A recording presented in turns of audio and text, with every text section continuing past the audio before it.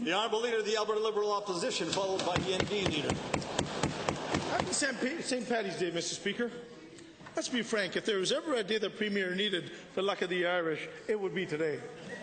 After weeks of the Travelgate scandal, defections from caucus, the Premier has been placed on probation by her party, with over 90,000 children living in poverty, many suffering in government care, a crisis in healthcare access, and not enough schools or teachers for our kids. The Premier has been given a work plan at a time when the government no longer works for Albertans. To the Premier, how can you assure Albertans your plans have their best interest at heart when your government is working so hard to save Premier.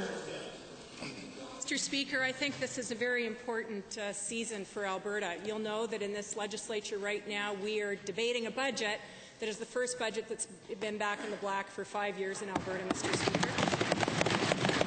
We know that in Alberta that we are creating more than 75% of the jobs that are created in Canada. The Canadian Federation of Independent Business says this is the best place in the country to start a business. We've seen family income go up. We've seen revenues go up. We've made a $10 billion investment in schools, roads and hospitals, Mr. Speaker. The future is bright, and that... For a supplemental. Mr. Speaker, that budget was an over-under budget, where Albertans are overtaxed and underserved by their government. The Premier likes to talk about the Building Alberta plan. One former member of her caucus called it the Bullying Alberta plan. Another former member called it, you could call it the Hurting Alberta plan.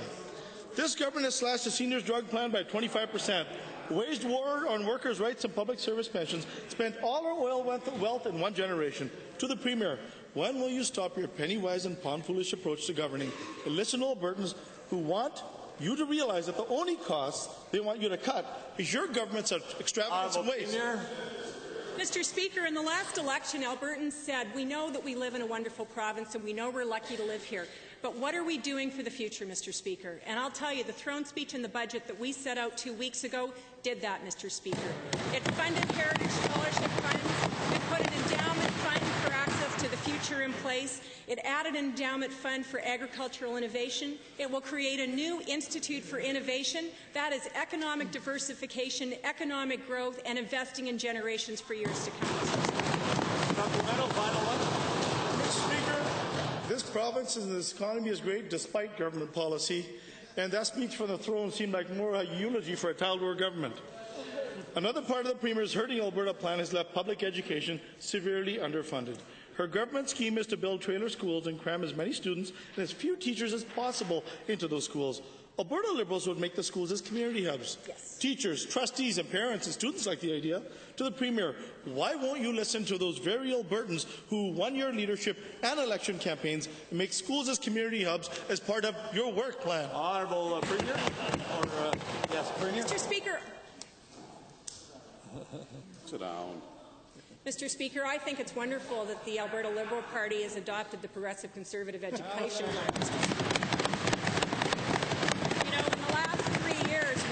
Communities talk about the fact that schools matter and that schools need to be more than community hubs. In fact, our MLA from Calgary-Bow is working very closely right now with her constituents on exactly that initiative, because this is what matters. And what's great, Mr. Speaker, is that that's what school board trustees want, that's what parents want, that's what the Minister of Education wants, and that's what this progressive conservative caucus wants.